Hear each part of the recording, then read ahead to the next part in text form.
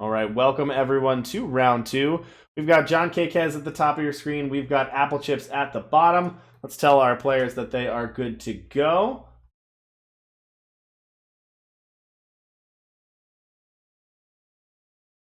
Select the right johnkkez, person.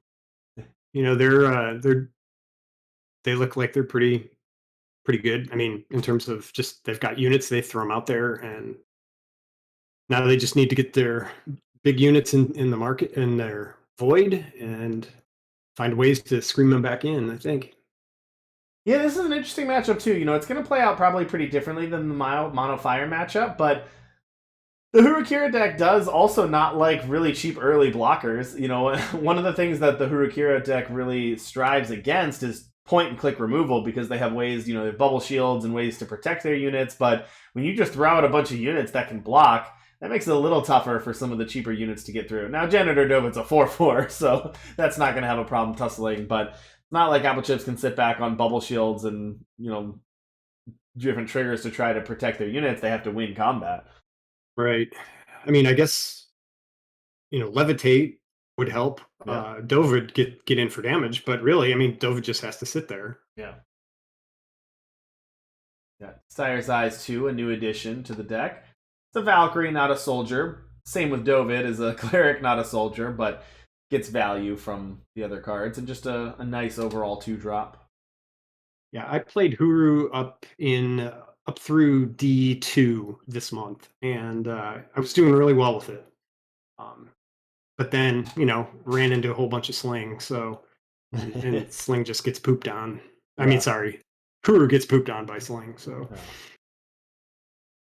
all right, Shoulder another Darkwater Vine. So Shoulder still costs 8 right now, but that will get cheaper here with another copy of Darkwater Vines. johnkkez just hasn't really hit a lot of units thrown in their void.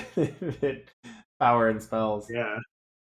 All right, so here we see Kira Ascending, gonna hit the board.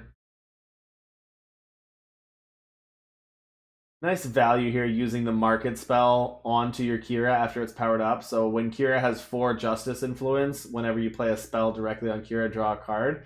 And it does count when you go to the market with that card. It does count as hitting Kira, so you get that value as well.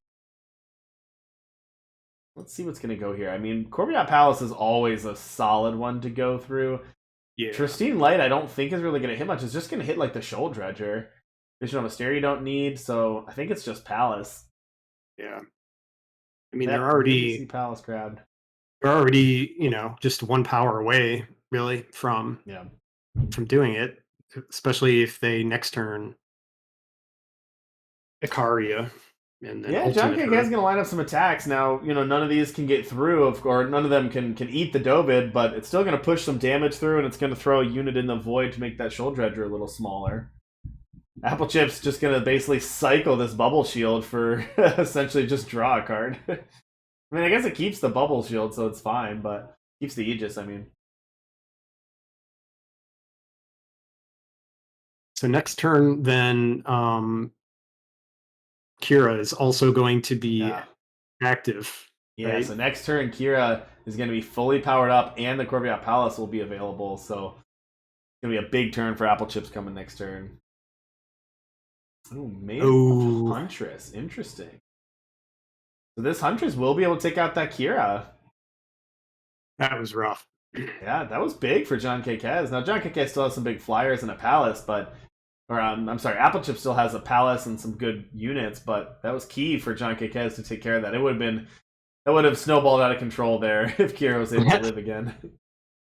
Snowball. Yeah, indeed. Snowballs in the chat.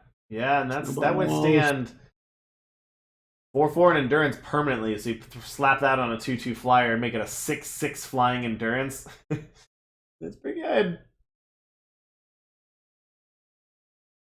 And they don't have removal, so seems pretty much over, right? Yeah, I think so.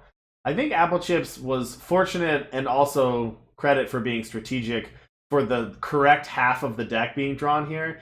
The Dovid is like the exact 2-drop you want against this deck. Getting the Endurance Flyers is really what you want. So Applechips was able to navigate where they were able to play the cards that did match up really well against johnkkez and not the didn't play as many of the Hojins and the other cards that would just trade with the ground units. So well done by Applechips there.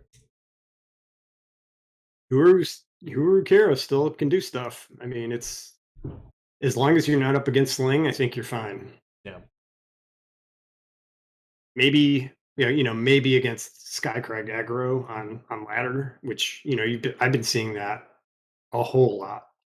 So that's kind of why I went away from it, because it's just like, Skycrag aggro is just throwing out units out there that you can't really deal with, and then you know Sling, it's just big fat units that's hard to deal with as well, Yeah. until they kind of take over the board. I think the other reason that you don't always see a ton of Hurukiri, even though it puts up really good results in competitive queues, is that it's hard to play. It's hard to get the line. There's complicated lines. You have to really think through it. And so, it doesn't surprise me that in the hands of some of the best players in the world, you'll see it do well at big tournaments or at T&Es now and then. But, on your day-to-day ladder or just at a random weekly event, you might not see it as much because it's hard. It's not something you can just pick up and play optimally. Yeah, I mean, I totally agree. Like, it took me a while to really feel comfortable playing it. All right, Applechips up a game.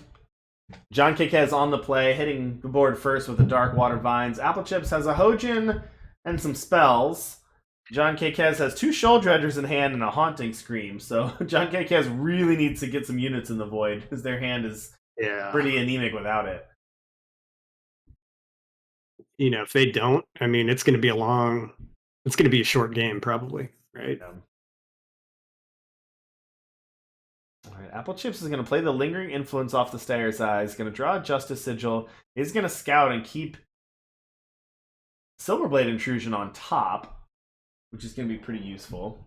But because Lingering Influence, or because Stayer's Eyes discarded a card, it actually caused johnkkez to trigger their Darkwater Vines and get a bunch of value. Now, it's not like you're going to play around that. johnkkez is going to trigger their Darkwater Vines on their own, but it did actually work out for johnkkez in that scenario to get sort of the pieces they were missing there on that exchange. Still, those Shoal Dredgers, after all of that, are still 8 cost. Yeah, it's true. They're still 8 cost, yeah.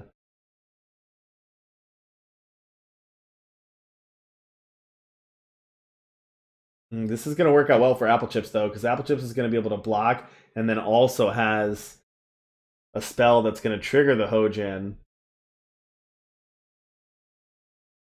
Lifesteal and Lifesteal and bigger. Going to eat the unit, get the lifesteal. Going to work out pretty well there. I mean, but that that did kind of work to johnkkz's advantage, because now I got the Shoal Dredger smaller, yeah, a little smaller. So Applechips going to use the Valkyrie Enforcer to silence the new Darkwater Vines, making it basically just a vanilla 1/1. johnkkz going to chump block it away, which is what johnkkz wants to do. That unit did go to the void. Now the Shoal Dredgers cost 5.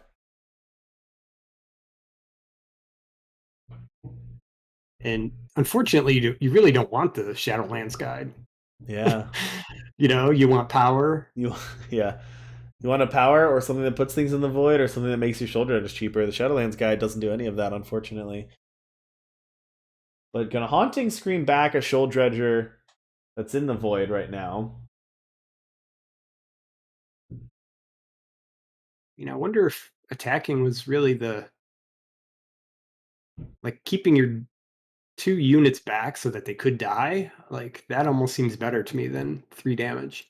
All right, here we go. We're going to withstand on a Hojin. That's going to be an 8/7 endurance lifesteal this turn, and it's going to keep that +4/+4 endurance the rest of the game. So that's going to be hard for johnkkz to tussle with. Cute little synergy there. Did you see the Shoal Dredger cost 5?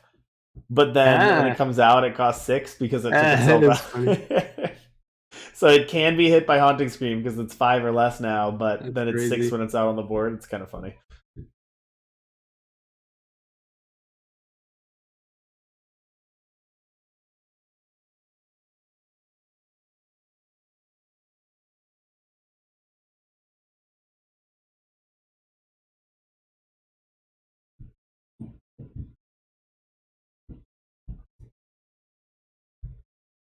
Yeah, this one looks pretty over.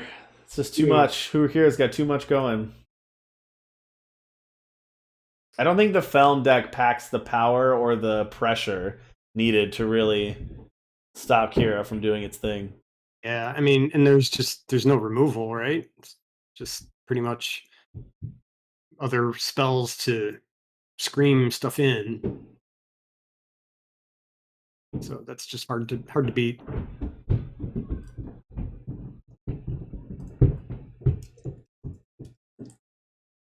Plus, johnkkez has also been, stuck on power a little bit. Yeah, a little bit. It may have done something, but this just seems like a Yeah. really, really tough matchup. And then Yeah. once Palace gets down, it's Uh, there's not really much that John Kakez can do against Palace. blitzing at 12-12 or 12-11, I guess. Whew. It's rough. Overkill. Applechips gonna take an easy 2-0